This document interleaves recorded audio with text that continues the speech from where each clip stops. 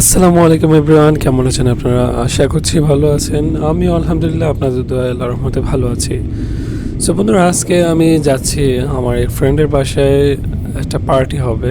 So পার্টিটাতে অংশগ্রহণ করার জন্য আমার ফ্রেন্ড আমাকে কল করেছে। সো ভাবলাম যে অনেক দিন পর যেহেতু ব্যস্ত ছিলাম আর না গেলে হয় না, ভালো মন্দ খাওয়া হয় না। আর হ্যাঁ, পার্টিটা হচ্ছে আমরা প্রায় সময় এরকম করি, মানে নিজেরা রান্না করে মানে খাবার দাবার খাই।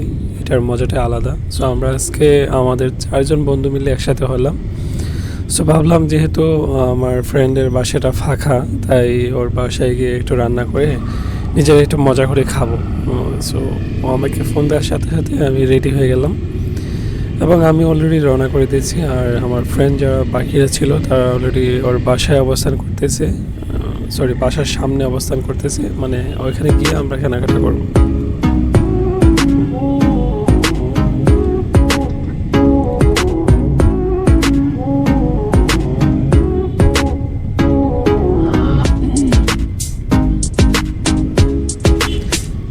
আর হ্যাঁ, ওরা আমার জন্য অলরেডি অপেক্ষা করতেছে।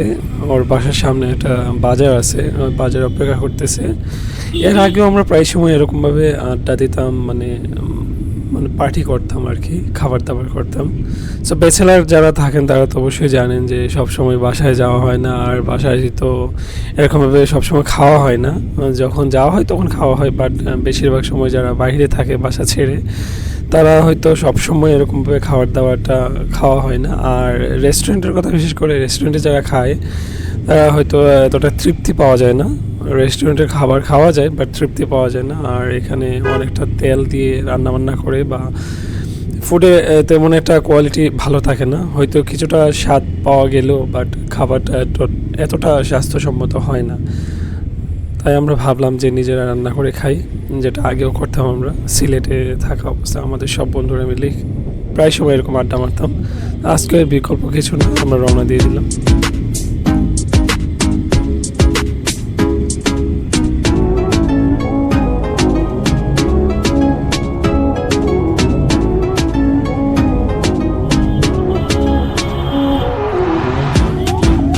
তো বাসায় যাওয়ার আগে আমরা অলরেডি বাজার থেকে ভাবলাম যে আমরা কিনে নিয়ে যাব হাঁস খাওয়ার প্ল্যানিং আজকে।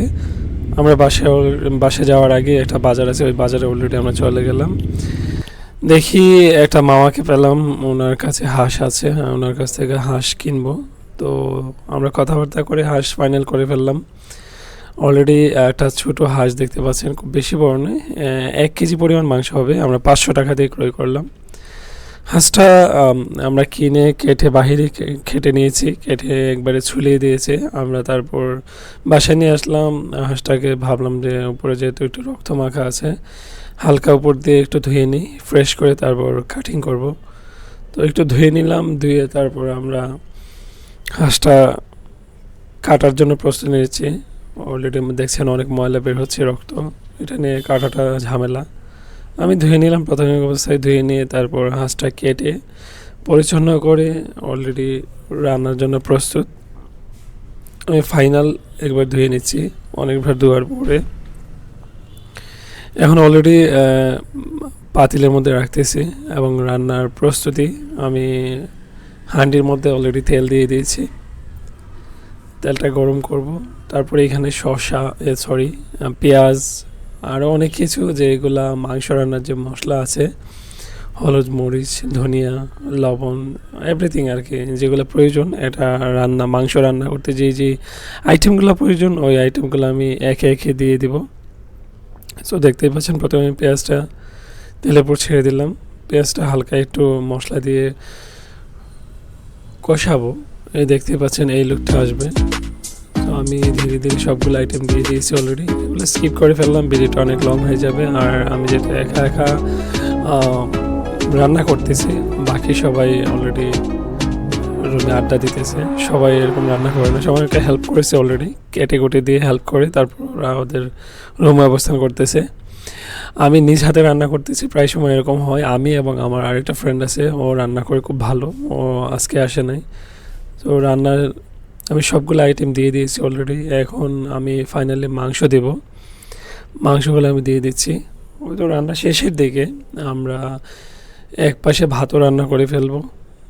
সো আমি অনেকগুলো স্কিপ করে আসলাম, যেগুলা দেখানো পসিবল না। রান্না একেবারে শেষের দিকে দেখতেই পাচ্ছেন ভাত রান্না করে ফেলছি, আর তরকারিটা অলরেডি রান্না করেই ফেললাম। বেশি এটা তেল আমরা পছন্দ করি না। সো ফাইনাল লুক হচ্ছে এরকম। সো বন্ধুরা, যারা যারা আমার পেজটিতে ফলো দিয়ে রাখবেন তারা আমার পেজটিতে আসেন, ঘুরে আসুন, ভিডিওটা দেখেন, এবং সবাইকে ধন্যবাদ জানিয়ে আজকের মতো এখানে শেষ করছি। আল্লাহ হাফেজ।